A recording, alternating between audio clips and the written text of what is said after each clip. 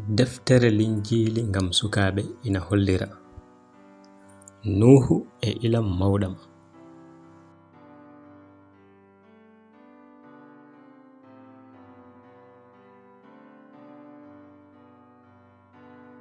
Windi ko Edward Hughes.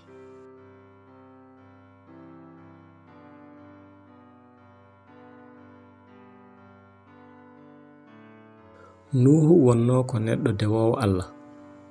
Heddiɓe fof ina ngañi ina ngoofa Allah. Nyalawma gooto Allah wi hunde bonde, mami bonnu o aduna bonɗo. Allah wi Nuhu, ko ɓesgu ma tan dandete. Allah rentini Nuhu wonde ilam mawɗam ma ar hura aduna o fof. Fewnu laana leggal, laana yaajika ngam ɓesgu ma e kulle kewɗe. Nuhu yamirano. Allah rokki Nuhu tindinoje laaɓɗe. Yimɓe ina ngasa tawa Nuhu jalkitanoma. Nde o fammini ko tagi omo fewna laana. Nuhu jokki fewnude. O jokki kadi haalande yimɓe batte Allah. Hay gooto heɗaki. Nuhu ina jogino gonɗingol mawngol. O gonɗinino Allah hayso toɓo meeɗa arde. Joni kulle ngari. Allah addi jeeɗiɗi e yoga e tagoje, ɗiɗi e goɗɗe, diwriji mawɗi e tokosi, kulle cewɗe e juɗɗe, naati e laana ka. Ina waawi yimɓe ngulli ƴattoje e Nuhu nde o ngabbinta kulle ɗe. Ɓe dartinani wofde Allah, ɓe namdaki naatde e laana ka.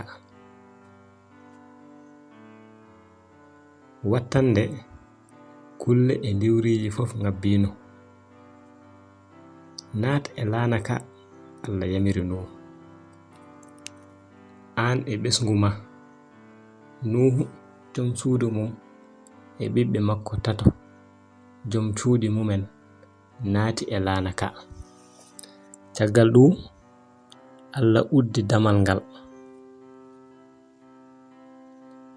Caggal ɗum toɓa ari, warango mawɗo leppini leydi ndi fodde balɗe e jammaji 4. Waameji juppi e saareji e gure. Nde toɓo ngo darti, hay kaaje mut nder ndiyam.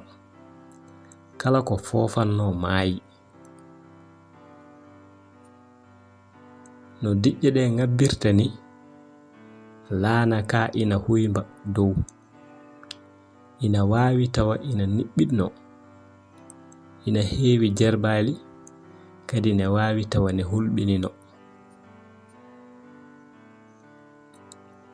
Caggal lebbi 5 e ilam, Allah neldi hendu yornondu. Seese seese laana ka ari joofi e kaaje mo Ararat. Nuhu heddi nder balɗe 40 goɗɗe nde ndiyam ɗam telloto.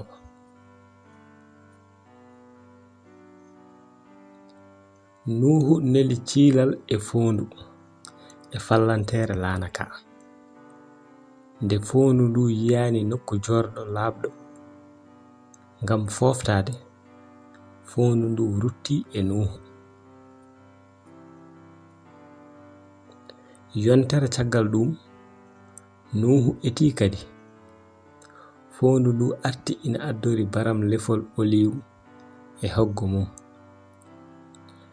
Yontere rewnde heen Nuhu andi wonde leydi ndi yoori, sabu foondu ndu artani. Allah wi Nuhu yonti o iwa e laana ka. kamɓe fof Nuhu e ɓesgu mum tellini kulle ɗe. Nuhu de fotino yettude Allah. O mahi ɓolol o rewi Allah, danduɗo mo kanko e ɓesgu makko e ɗam ilam bonɗam. Allah rokki Nuhu aadi mawɗo. O wonta neldude ilam ngam ñaawde bakkat neɗɗo. Nuhu e ɓesgu mum fuɗɗiti nguurndamede kese caggal ilam ɗam. E saha taaniraaɓe makko kebbitini leydi ndi fof. Gure aduna o fof ngummi ko e Nuhu e sukaaɓe mum. Gasirde. Nuhu e ilam mawɗam. Daarol iwde e haala Allah. Deftere linjiili yiitaama e fuɗɗorde 6 diidol 10. Naatgol haalaaji ma ina rokka lewlewal. Salm 119 toɓɓe 2 130. Ngol daarol deftere linjiil ina haalana en batte Allah men moƴƴo o, tagɗo en kadi jiɗɗo nganden ɗum. Allah ina andi en mbaɗi geɗe bonɗe mo o wiyata bakkat. Ñaawore bakkat ko maayde, kono Allah ina yiɗma no feewi. O nelduma ɓiyi ko gooto Isa ngam maaya e kurwa, kadi o ñaawe ngam bakkatuuji ma. Caggal ɗum Isa wurti kadi rutti nokku mum aljanna. So aɗa gonɗini Isa kadi sa ñaagimo yo yaafo bakkatuuji ma, ma o yaafo. Ma o artu kadi o wuura e ma joni, kadi ma wuurdu e makko ha abada. So aɗa gonɗini ɗum ko goonga, haalan Allah ɗum.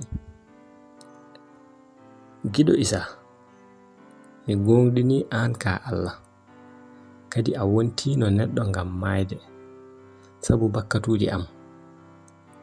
Kadi joni aɗa wuura gongol, tinno naat e nguurndam am kadi yaafa bakkatuuji am. Mbete mi waawa jogaade nguurndam kesam joni, kadi ñalawma gooto mi yaha mi wonda e ma hono ɓingel ma. Wallam mi ɗofto ma kadi wuuran ma hono ɓingel ma. Amina. Jangu deftere linjiil kadi haaldu e Allah kala ñalawma. Jon 3:16